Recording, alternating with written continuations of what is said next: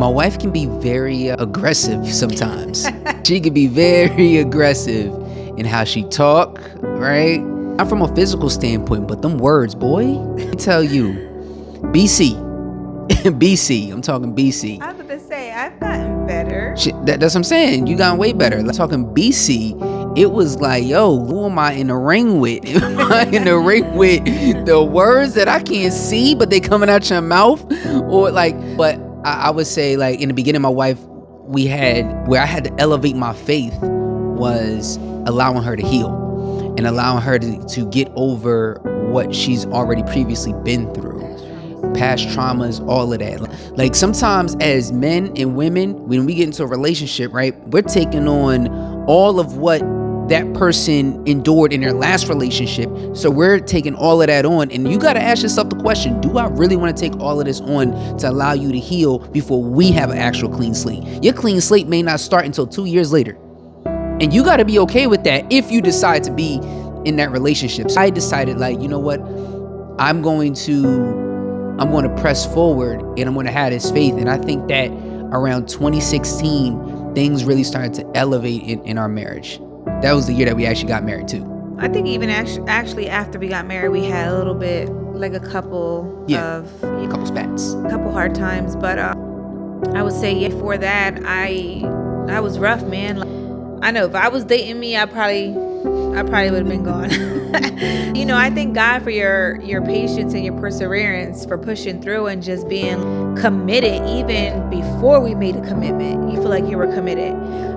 And, you know, it meant a lot to me. It really allowed me to know and see that you really loved and cared about me. You were serious about our relationship and stuff, because I don't think, honestly, anybody else would have dealt with the stuff that I done did and said, and the words that I spewed out my mouth out of anger or hurt or brokenness.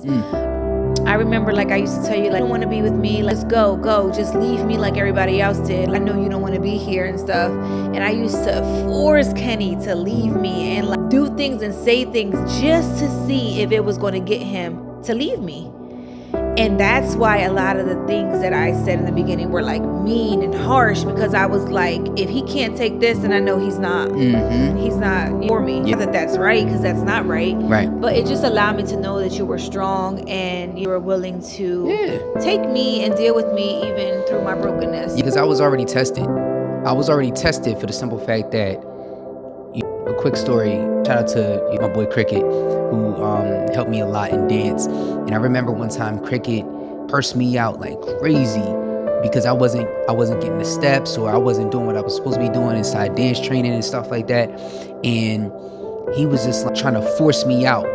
And it didn't force me out, it forced me in a different direction. See, when you get pushed to a certain level, you're either gonna do one or two things. Either you stay on the ship, or you're gonna jump off, right? One of the two is gonna happen. But if you stay on the ship, that means your commitment to excellence is gonna be there. Your commitment to excellence, you have to do it. And I'm a very competitive person. Ain't nobody gonna push me out, right? You ain't just gonna push me out. I'm gonna do this until the wheels fall off. You're gonna have to force me out. You're gonna have to throw me off the ship, your own self and everything, because at the end of the day, that's just not the type of, you're not cut from that type of cloth. You know, my parents, they battled through a lot, and I feel like that helped me in my relationship, in our marriage. Doing things sometimes the hard way is the easy way or the only way.